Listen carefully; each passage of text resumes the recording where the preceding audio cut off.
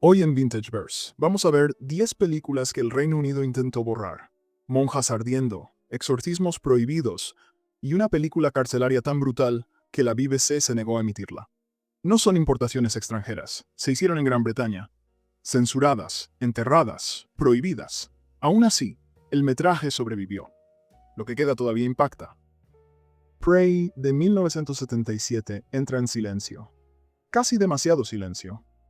Dos mujeres en una casa de campo ya inquietas. Luego aparece un hombre desde el bosque. Dice que está varado. Esperas el típico arranque de thriller, excepto que aquí se desvía, muy lejos. El tipo no es solo raro, no es de aquí, ni de este pueblo, ni de este planeta. Barry Stokes lo interpreta con esa energía animal nerviosa, como si imitara a ser humano, pero fallando un poco. Lo que sigue no es ruidoso.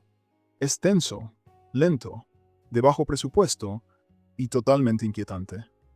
Las mujeres, interpretadas por Sally Faulkner y Gloria Annan, no son relleno, ocupan la pantalla, y su relación sostiene la tensión real de la película. La BBC recortó algunos momentos, pero fue la carga sexual y los temas de canibalismo lo que encendió a la prensa. El director Norman J. Warren nunca lo machaca. Te deja sentado en la incomodidad, sin música de aviso, sin respiro. Solo esa sensación creciente de estar viendo algo privado. Y puede que no termine limpio. Un triángulo amoroso bisexual, un extraterrestre devorador de carne y una casa llena de tensión. Todo en 78 minutos. Uno de los horrores británicos de ciencia ficción más fríos jamás filmados. Virgin Witch de 1972. No la ves por la historia. Dos hermanas van a una sesión de modelaje en el campo y caen directo en un aquelarre.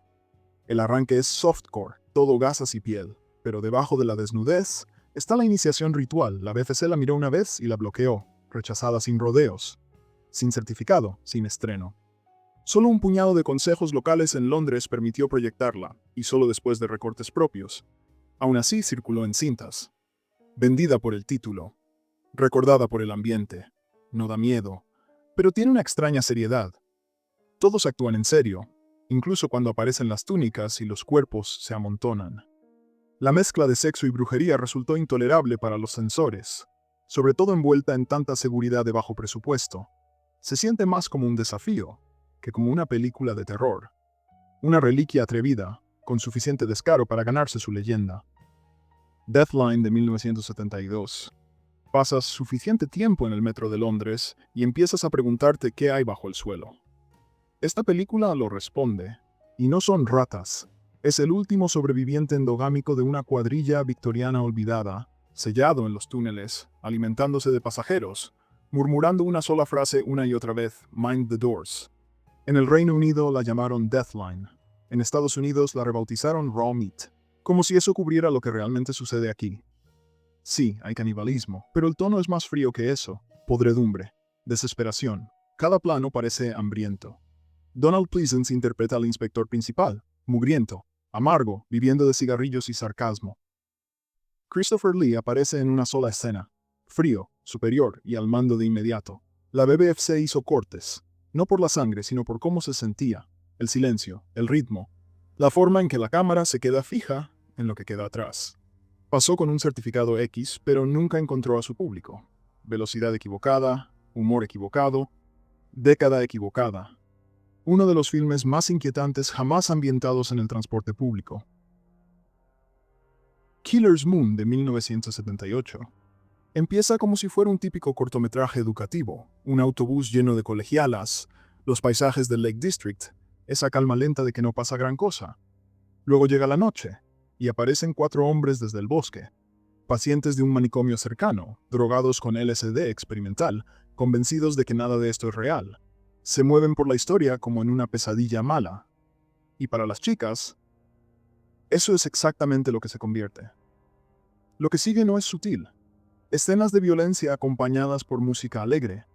La lógica de los sueños usada como excusa para lo que venga después. No es solo la sangre, es la forma casual en que ocurren los peores momentos. La película se ve áspera, rodada rápido y barato, sin brillo, sin terreno seguro. Los censores cortaron las escenas más duras, pero el daño ya estaba hecho.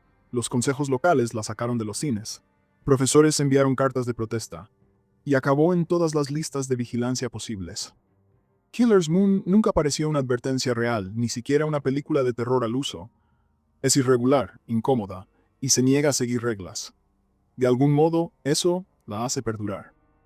Parte cuento preventivo, parte pesadilla despierta.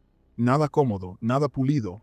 Solo el tipo de película que recuerdas la próxima vez que tu autobús se avería al caer la noche. House of Whipcord, de 1974. No hay nada acogedor en esta casa de campo. Una modelo fugitiva entra y se encuentra condenada.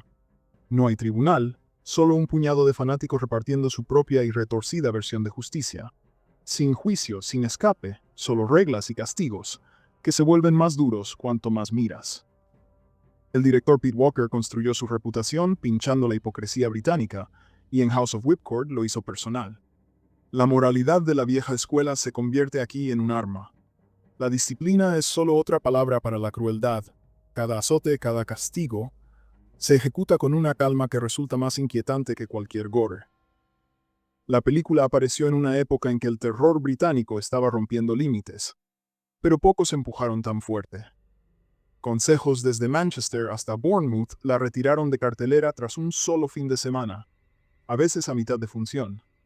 La BBFC la destrozó, quitándole el látigo a Whipcord, pero no la amenaza. A pesar de los cortes, encontró público. Cintas piratas, proyecciones de medianoche, boca a boca. Forma parte de esa ola de exploitation británica que desafió no solo a los censores, sino a toda la idea de quién decide qué es decente. La ves hoy, y todavía golpea el estómago. Menos un susto, más un reto. Una tajada fría y brutal de terror sexual, que castigaba al público casi tanto como a sus personajes. Frightmare de 1974 empieza inocente. Una cabaña inglesa común, lluvia afuera, té en la estufa, pero la cámara se queda y notas que algo no encaja. Una anciana, de voz suave y sonrisa tranquila, preparando en silencio a su próxima víctima. El impacto no es solo la violencia, es cómo se infiltra en los momentos ordinarios. También es una película de Pete Walker, pero aquí su mezcla de rutina suburbana y amenaza alcanza otro nivel. El canibalismo no se esconde en las sombras, está ahí mismo, en la sala de estar, entre galletas y conversación educada. Los censores se fijaron en la infame escena del taladro, cortaron lo que pudieron, pero aún así enfrentaron años de reclamos para prohibirla del todo. Durante mucho tiempo, las copias íntegras fueron moneda de cambio clandestina, basadas en cintas VHS en maratones de terror. Eso no dañó su reputación, si acaso, la consolidó. Los críticos la llamaron repulsiva, los fanáticos, esencial. Es el tipo de película que te hace revisar 2 veces lo que guardas en el cajón de tu cocina. Prueba de que el horror británico podía ser tan retorcido como cualquier cosa que viniera del otro lado del Atlántico. Exposé de 1976, pocas permiten en los tribunales. Esta lo hizo más de una vez. En la superficie parece un drama en una cabaña de campo. Un hombre peleando con su propia mente, una invitada impredecible, el aislamiento que se instala. Pero debajo hay algo podrido. La violencia no estalla, se filtra. Amenazas sexuales, cambios de poder y una tensión que permanece mucho después de que acaba la escena. Los censores no solo estaban incómodos, estaban hostiles. Bobinas enteras fueron recortadas, secciones completas eliminadas. Y aún así, la policía allanaba videoclubs solo por tenerla. No era una cinta de explotación importada, era británica, y quizá eso la hacía sentirse demasiado cercana. Exposé se convirtió en la única producción británica procesada durante el pánico de los videonasties. Por más que cortaron, la incomodidad siguió ahí. Versiones íntegras circularon en cintas piratas. Si encontrabas a alguien dispuesto a arriesgarse. La película no busca el impacto gratuito, se trata de la fealdad de personas atrapadas juntas, y del punto en que la línea entre víctima y agresor desaparece. Aquí no hay consuelo, solo una franja fría, perturbadora, que justificó cada fragmento de su reputación. El único nasty británico que fue procesado, y se ganó cada segundo de su infamia. Sam Peckinpah sacudió el cine británico en 1971. Straw Dogs no solo llegó, golpeó fuerte, destrozando esa cuidada fachada de control y orden en Inglaterra. El planteamiento es sencillo. Dustin Hoffman interpreta a un americano callado y analítico que se muda a la campiña inglesa con su joven esposa Amy. Susan George, con apenas 21 años, en su papel más controvertido. Los lugareños son hostiles. La tensión crece. La sientes cerrándose encima. Y luego llega esa escena. La secuencia de violación, tan enredada e incómoda, que la Junta Británica de Clasificación la prohibió directamente. Los censores británicos la destrozaron y después la retiraron de las estanterías en los primeros años del video. Durante años, la versión íntegra solo existió en importaciones y copias piratas. Críticos, parlamentarios, activistas, todos tomaron partido. Peckinpah estaba examinando la violencia o disfrutándola. Cuando la versión completa resurgió en 2002, la discusión no se detuvo. La incomodidad permaneció. Lo que hace Straw Dogs difícil no es la sangre, es el cambio. Peckinpah va quitando la calma escena tras escena, hasta que el personaje de Hoffman ya no piensa, sobrevive. El asedio final convierte su hogar en algo brutal, despiadado. No se trata de lo correcto o lo incorrecto, se trata de lo que queda. Todavía uno de los filmes británicos más perturbadores jamás rodados, y tan difícil de olvidar como entonces. Scum no solo fue prohibida, fue arrastrada por el fango, destrozada por los censores y peleada en los tribunales. Estás en un reformatorio, una prisión para jóvenes, y aquí no hay edulcorantes. La violencia no es un síntoma, es el sistema. Racismo, violación, sin brillo, sin fundidos a negro. Ray Winstone, como Carlin, domina la pantalla, callado, contenido, peligroso, mientras Mick Ford y Phil Daniels muestran otros rostros de la supervivencia dentro. La BBC la produjo, luego la retiró antes de emitirla. Demasiado caliente para mostrar, la versión de cine mutilada por la BBC. No importó. Miembros del Parlamento exigieron una prohibición nacional. La prensa la destrozó y el público se dividió.